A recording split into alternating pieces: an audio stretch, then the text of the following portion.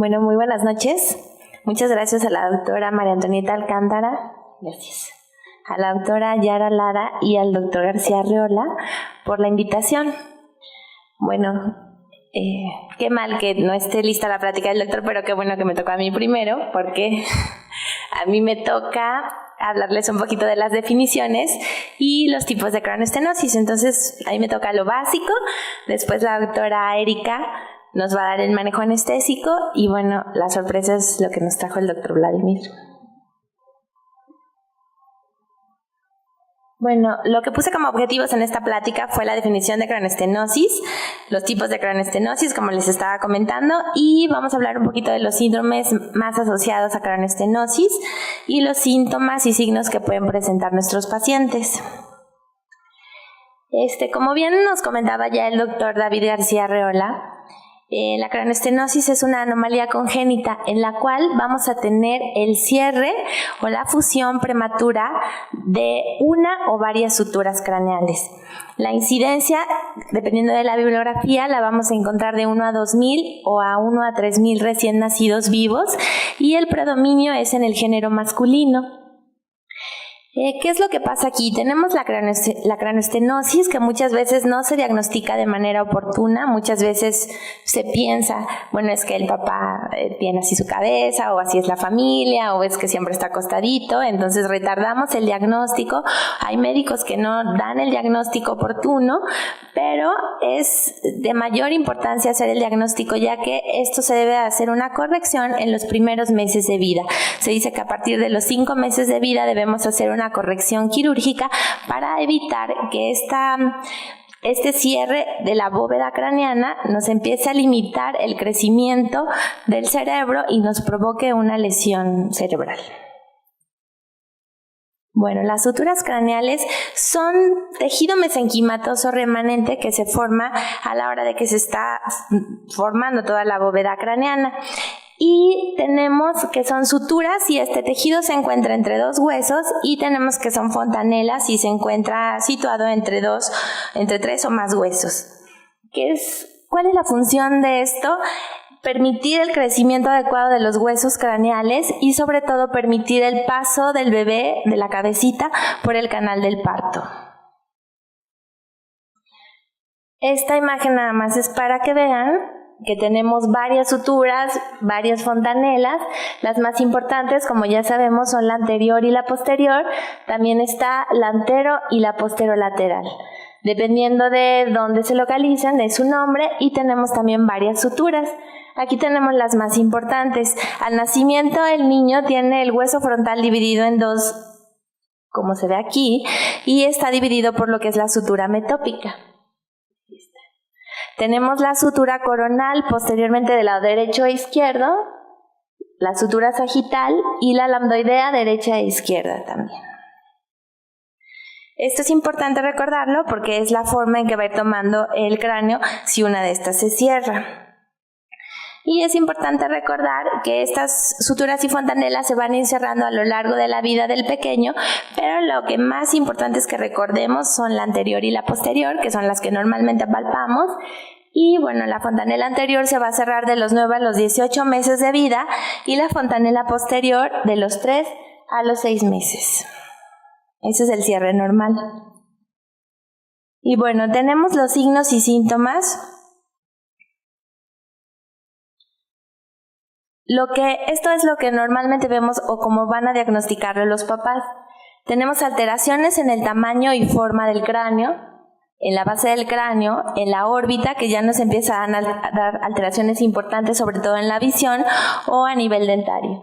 Y bueno, esto no es nada más una alteración de forma y tamaño que nos dé alteraciones de tipo cosmético, sino que a la hora de que esto empieza a alterar el cráneo se cierra y sigue creciendo el cerebro, nos da alteraciones en el crecimiento cerebral, va a irlo limitando, lo que puede ocasionar aumento de la presión intracraneana, retraso, lesión cerebral con retraso del desarrollo psicomotor y bueno, otras alteraciones como iremos viendo, como son alteraciones visuales.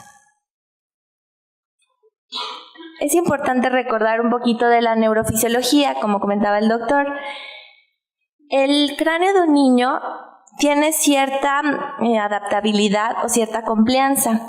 Sabemos bien, si es una bóveda craneal cerrada, que tiene 3 compartimentos y estos compartimentos tienen ciertas proporciones, como se ve aquí. Si alguno de estos se altera, ahí va a actuar la teoría o la hipótesis de Monroe-Kelly.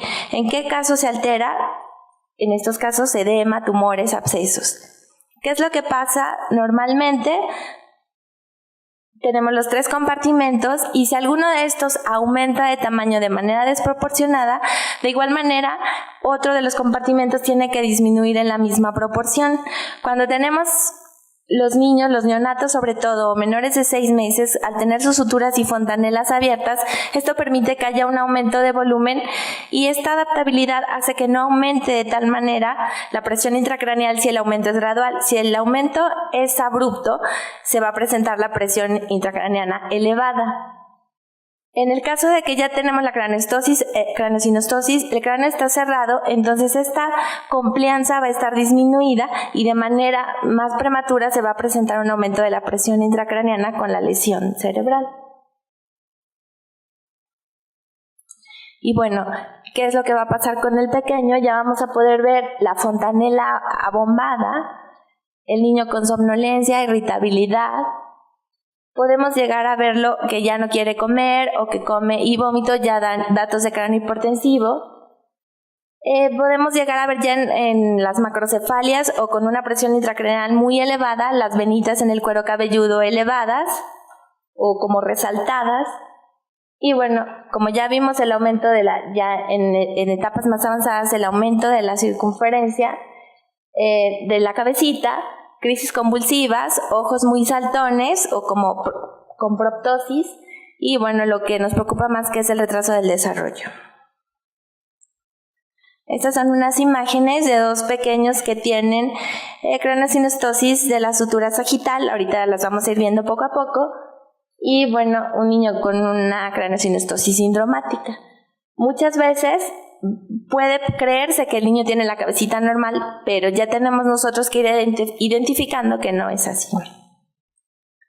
Y bueno, lo primero que tenemos que hacer en nuestra valoración es ver el tamaño de la cabecita, si va acorde, si es armonioso, simétrico y progresivo este crecimiento. Y siempre tenemos que tener ahí a la mano las percentilas por edades para ver si esta cabecita está dentro de lo normal. Y bueno, el diagnóstico, ya el gol estándar lo vamos a hacer por una tomografía, puede ser en 2D o 3D, como vamos a ver más adelante, para ya identificar esta craneosinostosis. Sin embargo, en una radiografía también podemos ver las suturas cerradas. La causa aún no se ha definido, se dice que es congénita y que es multifactorial. Y bueno, la forma simple o no sindromática es la forma más común. Así es como podemos dividir a nuestras craneosinostosis. Tenemos primarias y tenemos secundarias. Nos vamos a abocar a estas. De las primarias tenemos simples y complejas. Dentro de las simples, las no sindromáticas. Y dentro de las complejas podemos tener sindromáticas, como veremos más adelante, y no sindromáticas, las que son como la bicoronal o bilambdoidea. Y bueno, dependiendo de la sutura que esté afectada, como bien sabemos, es la forma que va a ir tomando el cráneo. Si tenemos alterada la sutura sagital, nos va a dar esta forma de escafocefalia con aumento del diámetro anteroposterior. Y así sucesivamente las vamos a ver a continuación. Bueno, esta es la imagen clara de un paciente con craneosinostosis de la sutura sagital. Como vemos, el diámetro anteroposterior se va a alargar. Vamos a tener una prominencia cefálica y una prominencia occipital y el diámetro biparietal se va a ver disminuido. Entonces la cabecita, como vimos en la foto anterior del niño, va a estar alargadita. Esta es la forma más frecuente de craneosinostosis simple, se presenta aproximadamente de un 40 a un 60%. En el género es más común el género masculino y en esta suele no presentar síntomas neurológicos, aunque no por eso debemos menospreciarla. Puede llegar a tenerlo. Y esta es Esta foto está muy bonita porque vemos al pequeño en vista frontal, lateral y superior y cómo se ve en la tomografía en 3D. Entonces vemos aquí cómo la sutura sagital no está ya fusionada. Y bueno, yo nada más voy a tocar qué es lo que hacen los cirujanos para que tengamos una idea del manejo anestésico que vamos a ver más adelante. Entonces, bueno, ¿qué es lo que van a hacer los cirujanos en este tipo de craneosinostosis? Van a hacer una cranectomía lineal o en banda, que es de aproximadamente 3 centímetros. Esta banda va a ir desde las suturas coronales hasta las suturas lambdoideas, un espacio de 3 centímetros, o pueden hacer... Bueno, esta es la de en banda, la posición del niño boca abajo, y aunque aparentemente sea una sola sutura, como podemos ver en la imagen, sí podemos tener un sangrado abundante dentro de la cirugía. Y esta es cómo manejan las escafocefalias en el Hospital Infantil de México. Normalmente ellos hacen esta, que es una piel de oso, como se ve en el dibujito aquí, un osito acostado arriba del cráneo, es la que ellos van a hacer. Bueno, la plagiocefalia, esta puede ser anterior o posterior. Si es anterior, afecta, como vimos, las suturas coronales, y si es posterior, la lambdoidea. Puede ser derecha o izquierda, o puede estar afectando las dos. En esta es muy importante hacer el diagnóstico y el tratamiento pues de manera prematura, precoz. ¿Por qué? Porque como vemos, este niño tiene afectado el lado izquierdo. El lado izquierdo no va a crecer, se va a quedar como abolladito, y el lado contralateral va a ser una prominencia, va a crecer de manera de que va a compensar el crecimiento que no se da del lado afectado. Y aquí podemos ver aquí en la tomografía que no se ve la sutura coronal, y bueno, ya aquí podemos tener alteraciones visuales. ¿Qué es lo que va a hacer el cirujano? Bueno, en esta ocasión tiene que hacer cranectomía en tira y avance frontoorbitario. Es importante que conozcamos la técnica que ellos van a utilizar, porque tenemos que tener mucho cuidado al cubrir los ojos y en la posición del pequeño, ¿no? Tenemos que ir adelantándonos a todo esto. Este es un niño que tiene igual la plagiocefalia, y las otras fotos son ya el niño operado, se ve bastante bien. Braquicefalia es cuando se van a cerrar las dos suturas coronales. ¿Qué pasa aquí? Bueno, el cráneo no va a crecer en sentido antero-posterior y va a aumentar su diámetro biparietal. Entonces se ve como una bolita, pero la frente va a ser muy ancha y aplanada, y esta se asocia comúnmente a malformaciones congénitas y sindromáticas. Aquí tenemos cómo se va a ver el cráneo del pequeño.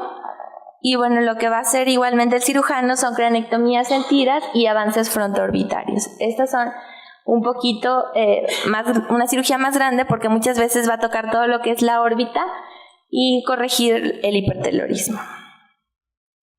En la trigonocefalia, esta es una fusión de la sutura metópica del frontal, como habíamos visto, y el niño va a tener una quilla o una frente muy puntiaguda en triángulo, y los ojos va a tener hipotelorismo.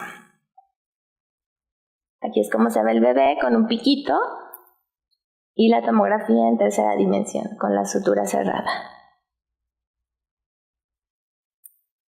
Igual van a hacer cranectomía en tira y avance frontoorbitario.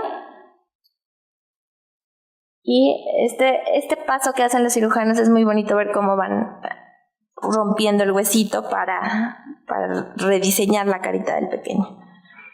La plagiocefalia posterior es la menos frecuente, más o menos de 1 a un 9%, es más común en el género masculino, y el lado derecho es el que se ve afectado en la mayoría de los casos. Es importante recordar el punto de asimetría facial, porque muchas veces se puede confundir. Hay que hacer el diagnóstico con la plagiocefalia de posición. Si es una plagiocefalia porque el niño está siempre acostado, no va a haber asimetría facial. Sin embargo, si ya hablamos de una craneosinostosis, inmediatamente, como vemos en esta foto, ya vamos a ver cambios en la asimetría facial del pequeño. Igual, el lado contralateral, o sea, en la frente del lado derecho, si está alterado el izquierdo, puede verse un aumento de volumen. Igual vamos a tener que realizar, o el cirujano va a hacer cranectomía en tiras, va a cortar en pedacitos lo que es el occipital, y así es más o menos como lo va a ir armando. Y bueno, es importante recordar que no solo tenemos la opción del abordaje abierto. En nuestro hospital no hay, pero también existen hospitales, instituciones donde realizan un abordaje endoscópico. Lo que dice la literatura es que es mejor porque no vamos a tener que transfundir un volumen circundante sanguíneo pequeño y bueno, van a permanecer menos en terapia intensiva y en el hospital. Aquí lo único que no tenemos es alguna bibliografía que nos respalde como de qué tanta recidiva tiene si el paciente fue operado de manera endoscópica. Y bueno, los cascos que se pueden utilizar de manera temprana para remodelar el cráneo o después de una cirugía también para remodelar el cráneo. Y bueno, estos son los síndromes. Se han asociado aproximadamente 100 síndromes con craneoestenosis, pero los 6 más frecuentes son estos de los que vamos a hablar. El cruzón es el que está más asociado con craneoestenosis. Este es un síndrome que se definió o que se dio su definición por primera vez en 1912 por Octave Cruzon y él nos dice desde entonces que se va a afectar de manera la sutura coronal de manera bilateral y puede estar afectada también la sutura lambdoidea o la sagital ya en edades más avanzadas. Estos pequeños van a tener su craneoestenosis y van a cursar también con hipoplasia hemifacial. Esto nos va a dar hipertelorismo, proptosis y una obstrucción de la vía aérea. Pueden estar también con estrechez en las cuanas o atresia de cuanas. Los niños pueden tener ligero retraso del desarrollo psicomotor. Y bueno, en estos casos de los niños con cruzón llegan a cursar hasta en un 68% con aumento de la presión intracraneana. Es delicada es más delicada que otras craneoestenosis sindromáticas por el aumento de la presión intracraneana y porque llegan a presentar edema de papila en un 17% y atrofia del nervio óptico en un 3.4%. El síndrome de Apert fue descrito por el doctor Apert más o menos en 1906 y es también una acrocefalosindactilia que afecta igualmente la sutura coronal. Esta es su incidencia y si afecta las dos suturas coronales y lambdoideas nos puede producir lo que es turricefalia. También va a presentar hipoplasia hemifacial, hipertelorismo y en estos hay que recordar que podemos encontrar en el Apert paladar hendido y algunas cardiopatías. En el 10% de estos pacientes con Apert podemos encontrar estenosis pulmonar. Y bueno, tienen retraso del desarrollo psicomotor en un 45.5% y es importante que se trate de manera temprana porque ellos llegan a tener un IQ de 90 y puede ir bajando aproximadamente un 10% si esto no se trata. El síndrome de Pfeiffer fue descrito en 1964, afecta también la sutura coronal y sagital. Los niños también, como ven en la foto, pueden tener hipertelorismo, proptosis, apnea del sueño y algunos defectos cardíacos. Entonces, en el Apert y en el Pfeiffer es importante que siempre mandemos una valoración cardiológica.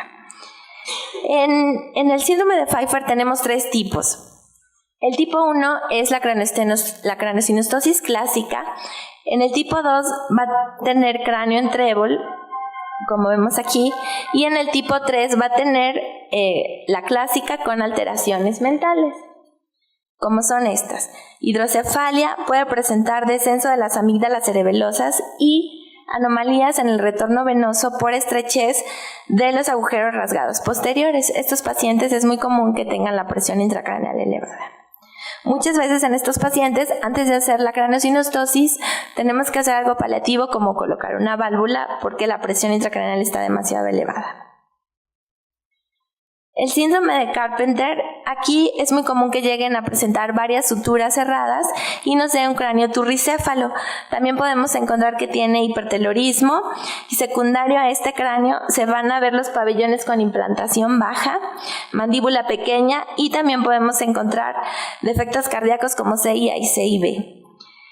Estos niños pueden ser obesos y esto también nos va a hacer que sea más difícil el acceso de la vía aérea. y estos dos son los que menos llegamos a encontrar, el muenque y el Cetrechotzen. Estos, no tengo fotografía del muenque, esta fotito es del Chotzen, y también son acrocéfalos indactíleos. Se ven afectada la sutura coronal, pueden tener hipoplasia maxilar, hipertelorismo y paladar hendido, y es raro que tengan aumentada la presión intracraneal. Y bueno, ya por último, el cráneo en trébol, que puede presentarse en varios de estos síndromes. Y bueno, la forma la da porque se va estrechando la unión temporoparietal y frontoparietal, lo que hace que se vean abombaditos. Entonces ellos sí tienen un retraso del desarrollo psicomotor más avanzado y presión intracraneal muy elevada. Todo esto nos va a llevar a lo que es una valoración preanestésica adecuada. Tenemos que conocer bien lo que es la craneosinostosis, identificarla de manera pronta, saber qué tipo de craneosinostosis nos estamos enfrentando para que podamos ir planeando nuestro manejo anestésico y posición dentro de quirófano.